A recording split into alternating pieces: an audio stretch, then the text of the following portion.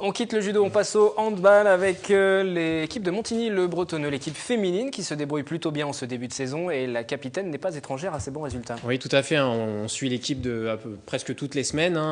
Ils font un bon début de saison malgré un effectif réduit.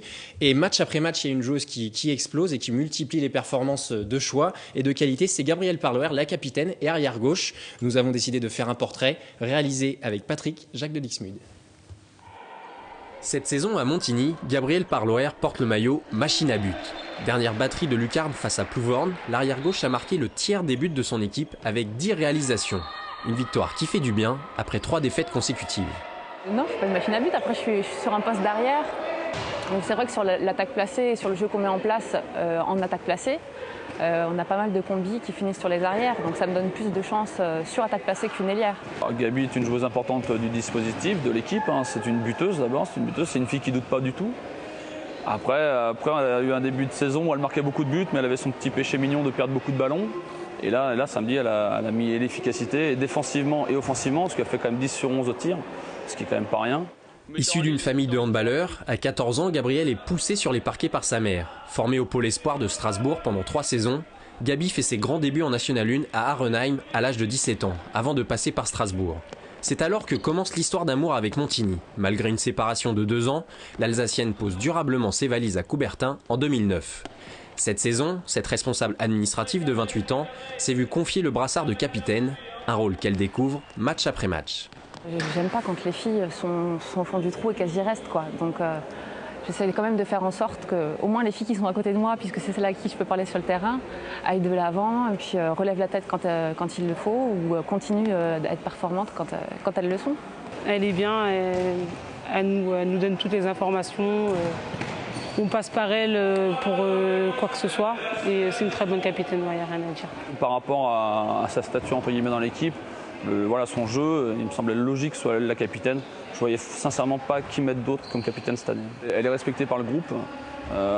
Après, pour pouvoir porter le brassard, il faut quelqu'un qui soit bien respecté par le groupe et puis qui ait une voix qui porte. Alors c'est un peu ce qu'elle n'a pas pour l'instant parce qu'elle a un peu de mal à s'imposer.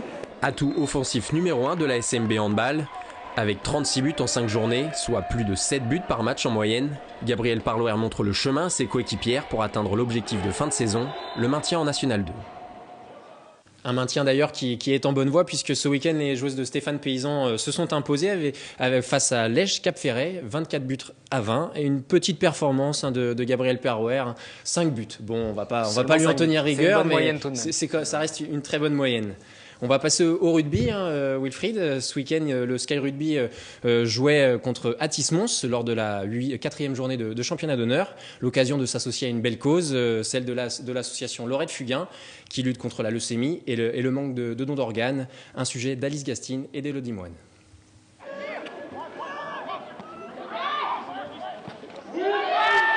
Comme chaque année, le rugby club de Saint-Quentin en Yvelines s'associe à une action de solidarité. Cette fois-ci, c'est à l'association Laurette Fugain qui rompt les dons et recettes de la buvette lors d'un match de championnat contre Athis-Mons, commune de l'Essonne. L'année dernière, le club d'Athis-Mons, le club ami d'Athis-Mons, aujourd'hui notre adversaire, mais le rugby c'est de l'amitié d'abord, avait organisé l'an passé une action caritative autour des Restos du Cœur. Nous y avions participé. Et nous avions appris à cette occasion que que l'un des joueurs du club d'Athis-Mons avait perdu sa petite fille d'une leucémie. L'association a en effet pour objectif de sensibiliser aux dons de plaquettes et de moelle dans la lutte contre la leucémie. Elle a été créée en 2002 par Stéphanie Fugain, la mère de Laurette, décédée à 22 ans d'une leucémie. C'est aussi par le biais du créateur du site internet du club sportif et de l'association que le lien s'est fait. Ce dernier a réalisé gratuitement le nouveau site de l'association et soutient ses actions. Le combat porte principalement sur le fait d'informer le public sur le don de plaquettes, le don de moelle osseuse et le don de sang, mais surtout les 2 premiers. Pourquoi ? Parce que les malades atteints de leucémie ont un grand besoin de ces dons-là et que si on ne leur donne pas, tout simplement ils meurent. Prochain moment fort pour l'association Laurette Fugain, les concerts Return to Rock les 19 et 20 novembre à la Cigale à Paris, dont les recettes lui seront intégralement reversées. Et pour la petite histoire, le Sky Rugby a remporté ce match sur le score de 20-10. On reste dans le rugby, mais on part à Plaisir. Cette fois-ci, autre championnat. Autre championnat, Fédéral 3, le PRC, le Plaisir Rugby Club, s'est imposé ce week-end 21-11 face à Nogent-le-Rotrou. Au stade Robert Baron, les spectateurs ont eu le droit en première mi-temps à un match de buteurs. À ce petit jeu, c'est le Plaisirois Cyril Bartet qui a été le plus régulier. Avant qu'en seconde mi-temps, le PRC marque 3 essais. Avec cette victoire, les jaunes et bleus confortent leur 4e place au championnat. Après le rugby, on passe au football. Il y avait des matchs également ce week-end, et même si le 11 novembre était le dimanche. Oui, c'était dimanche. Du coup, Guyancourt a joué samedi soir et les Guyancourtois jouaient face à Évry. Menés rapidement 1-0, ils reviennent au score à l'heure de jeu. Mais la défense saint-quentinoise a connu quelques cafouillages, notamment sur corner, où il y a eu des problèmes de dégagement. Score final 3-2. Les Saint-Quentinois rétrogradent à la 5e place de leur championnat de promotion d'honneur. C'est la 2e défaite consécutive pour le S Guyancourt. Va falloir vite réagir, sinon la zone rouge pourrait pointer son nez. Toujours en PH, en football, Trappes s'est imposé 2-0 sur la pelouse d'Épinay et remonte à la 6e place de son championnat. Enfin, en division d'honneur, Versailles a pris sa revanche de Coupe de France face au Lila. Il s'était incliné au pénalty après une longue séance de pénalty. Cette fois-ci, il s'impose 1-0. Le FCV est désormais 2e de DH. 2 autres résultats. Le premier concerne du tennis, tout d'abord. Oui, le tennis, on parlait la semaine dernière du tennis club de Plaisir qui s'était hissé en National 1, la 2e division française. C'est très compliqué ce début de saison puisque ce week-end, les équipes hommes et femmes ont perdu. Les hommes 5-1 à Toulouse et 6-0 pour les femmes à Nice. Les Plaisirois se confondent donc avec beaucoup de difficultés au haut niveau et risquent de faire l'ascenseur en National 1B.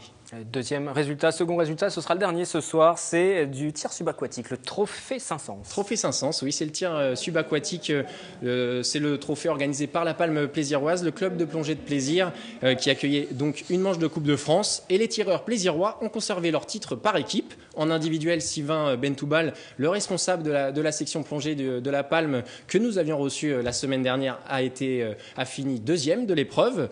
Au général, 2 records de France ont été battus ce week-end au niveau général chez les hommes et lors du combiné chez les femmes. Merci Anthony pour cette page sport. On vous retrouve lundi prochain aux mêmes horaires en direct entre 18 et 19h si vous nous suivez quotidiennement. C'est la fin de cette édition du 7-8. Si vous souhaitez revoir tous nos reportages, rendez-vous sur notre site internet. Et si vous voulez également en savoir plus sur les changements qui concernent le réseau de transport de bus Skibus, puisque de nouveaux horaires, de nouvelles lignes sont en service depuis aujourd'hui, depuis la rentrée des vacances. Vous aurez toutes les informations sur notre site internet. Reportage également. Prochaine édition du 7-8 demain, toujours avec de nouveaux invités sur ce plateau pour commenter l'actualité locale, l'actualité de Saint-Quentin-en-Yvelines, de Versailles et de sa région. Bonne soirée.